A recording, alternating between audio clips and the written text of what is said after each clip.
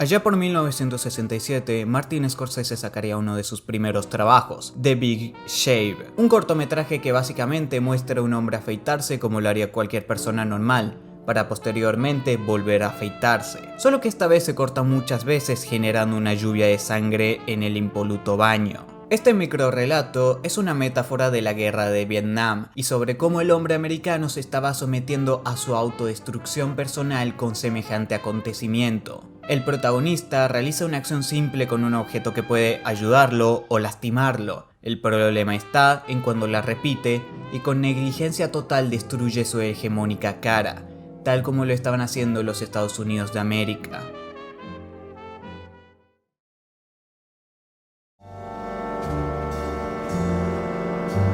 Nueve años después, con la guerra ya terminada, Scorsese pondría al mundo patas arriba con posiblemente su película más importante, Taxi Driver. Para contar la sombría historia de Travis, esta vez el director contaría con la colaboración de un guionista llamado Paul Schrader. Travis está inspirado por un lado en la vida de Schrader, que en sus episodios de insomnio en Nueva York recurría a cines porno que abrían toda la noche. Después de pasar por un divorcio y vivir en su auto, Schrader absorbió todo lo malo que podía ofrecerle su ciudad y lo retrató en un guión de 116 páginas. Sumó a todo esto los traumas que padecían tantos hombres después de la guerra de Vietnam, como algo que sirviera para reforzar la psicosis de su protagonista, y mostrarlo como un resultado del conflicto donde no era un caso particular, sino la situación por la que varios veteranos pasarían. Si The Big Shave era una advertencia de cómo un país del primer mundo estaba decayendo a causa de una guerra absurda, Taxi Driver plantea que esta destrucción individual terminó generando algo mucho más grande a nivel colectivo, con una Nueva York que roza lo apocalíptico y donde se evidencian algunos de los más grandes males de la sociedad americana por ese entonces. Llegado al final, Travis salva a una joven prostituta y es reconocido por medios locales y los padres de la chica como un héroe. Omitiré el hecho de lo oscuro que sigue siendo el momento heroico más allá de todo romanticismo.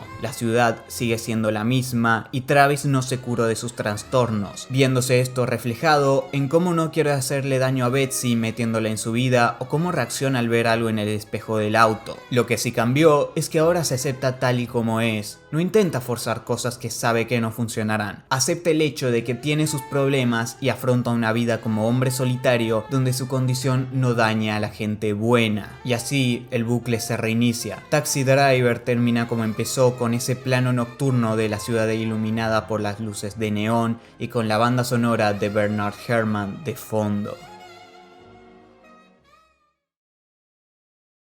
My fellow citizens, at this hour, American and coalition forces are in the early stages of military operations to disarm Iraq, to free its people.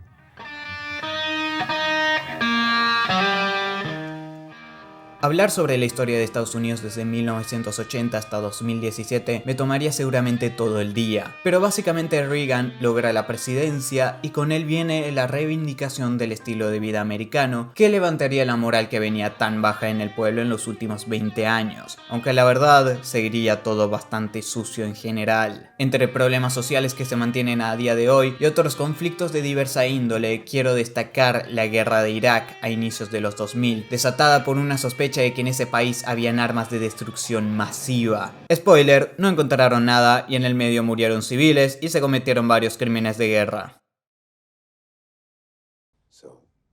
Una de las primeras revelaciones fuertes de la película de 2017, escrita y dirigida por Paul Schrader, First Reformed, es el hecho de que el padre Toller tenía un hijo que, por tradición familiar, se enlistó en el ejército, todo para terminar muerto en Irak 6 meses después, llevando esto a su divorcio, alcoholismo y recurrir al sacerdocio como refugio. Toller revela esto en una conversación con Michael, un ambientalista radical que considera que traer a un hijo al mundo en su actual condición es un error. Uno como espectador puede estar más o menos de acuerdo con su opinión, pero este momento es importante puesto que supone el primer paso para todo el conflicto y cuestionamiento de la película. 50 años después, personas y familias enteras se ven afectadas por una guerra. La autodestrucción a la que se sometió el ser humano continúa y se ve más expandida que nunca. Y ahora nos tocó vivir una década de excesos, poca privacidad privacidad, información que no sabemos del todo cómo recibir, interpretar y emitir, dándonos como resultado una sociedad que cae fácilmente en los extremos. Todo lo relacionado con el ambientalismo es ahora un conflicto que preocupa a esta generación,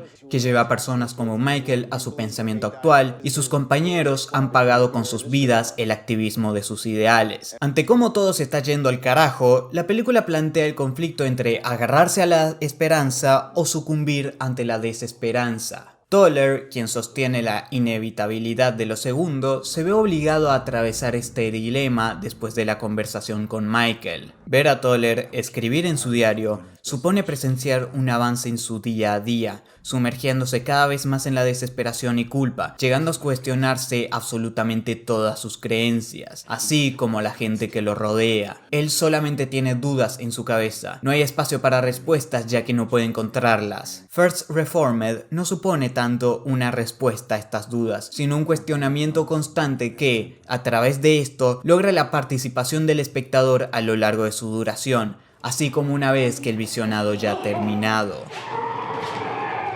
Y creo que es justamente esto lo que hace de First Reformed una película tan fuerte. Logra quedar grabada en la mente de aquel que la ve, y su final me parece otro gran elemento más para lograr esto. Toller se encuentra con toda la culpa del mundo, a punto de suicidarse tomando lejía. Entonces aparece Mary, y se besan. La cámara hace un traveling alrededor de los personajes por primera vez en un momento apasionado y liberador. Pero hay un corte abrupto a negro. Lo que realmente ocurrió fue que Toller se suicidó, y ese beso no fue más que una última visión antes de pasar al más allá. Más importante que lo que realmente ocurrió, lo crucial termina siendo el hecho de que este haya sido su último pensamiento, así como supone un abrazo con una representación del balance entre la esperanza y desesperanza como lo es Mary. Diría algo más sobre esta película, pero creo que sus ideas dejan tan dado vuelta al espectador que son mejor comunicadas por esta misma que por cualquier video de YouTube. Y es por estas razones, y muchas más, que First Reformed es una gran obra que encapsula y desarrolla las preocupaciones y sensibilidades del siglo XXI como muy pocas lo logran.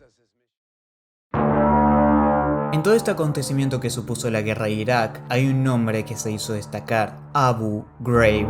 En esta ciudad, Estados Unidos se instalaría en una cárcel donde justamente encarcelaron a muchas personas que fueron torturadas de formas increíblemente crueles. Las imágenes hablan por sí solas. William es un veterano que participó en las torturas llevadas a cabo en Abu Ghraib. Esto le llevaría a pasar 8 años en una cárcel militar sin recibir ayuda psicológica, y del aburrimiento terminaría aprendiendo a jugar al póker y contar cartas. William es, al igual que Toller, un resultado más de la guerra de Irak. Él carga con la culpa de que lo que hizo es imperdonable, y que si bien cumplió condena en una cárcel, quedó corta. Por esto, cada vez que se instala en un motel, tapa todos los muebles pintando toda la habitación de un aburrido gris, tal como una prisión. También lleva una vida monótona, viajando de casino en casino, repitiendo su rutina en moteles baratos y apostando y ganando cantidades pequeñas, porque no merece ser millonario. Pero lo más triste es que tampoco se puede dar el gusto de forjar un vínculo con alguien. Como figura interesante aparece el señor Estados Unidos, un jugador de póker que expresa su nacionalismo constantemente. En una primera impresión se ve como un imbécil, pero siempre que aparece gana su partida, incluso la que juega contra William. Es una representación sobre ese nacionalismo estadounidense tan retorcidamente decorado que permitió la autodestrucción tan abarcada en estas películas, y por más tonto que pueda verse ese sistema por momentos, es imposible de derrotar. William conocería a la Linda y a Kirk. Ambos se ven interesados en William por diferentes motivos y lo acompañan. En el caso de Linda, es convirtiéndose en la que financia sus apuestas, así como también supone la presencia de una mujer en su solitaria vida. Por el lado de Kirk, él es otro resultado de la guerra. Su padre volvió de ahí con tanta culpa hasta el punto de que se hizo adicto a la oxicodona y se suicidó,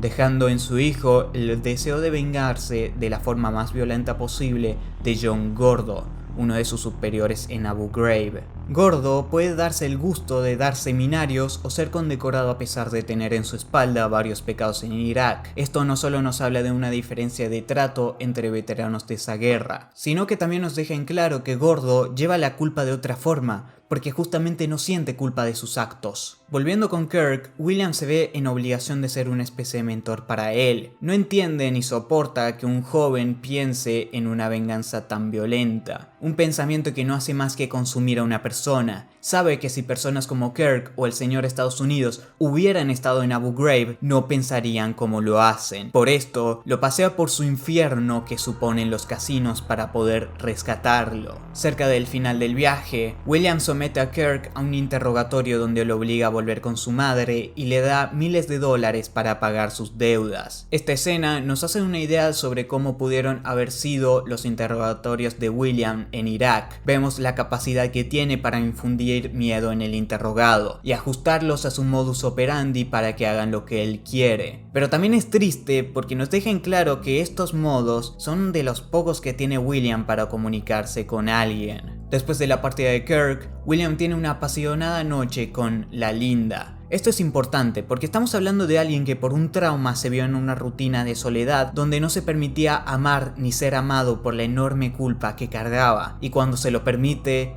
es un momento liberador, cuanto menos. William, después de todo esto, descubre que Kirk fue a la casa de John Gordo para matarlo, fracasando en el medio y siendo asesinado. De acá se pueden sacar varias conclusiones. Capaz la forma en la que William le dijo todo no era la indicada. Capaz el chico era incorregible de todas formas, o dio una señal mínima de inocencia al errar ese disparo. Como sea, lo que sí es verdad es que William falló en su propósito de rescatar al chico. Por esto, en medio de la partida contra el señor Estados Unidos, abandona y deja de enfrentarse a una mera figura para ir por el verdadero mal, a su pasado y su sombra, John Gordo. Hay un enfrentamiento entre los dos, donde William sale como vencedor después de combatir a sus demonios.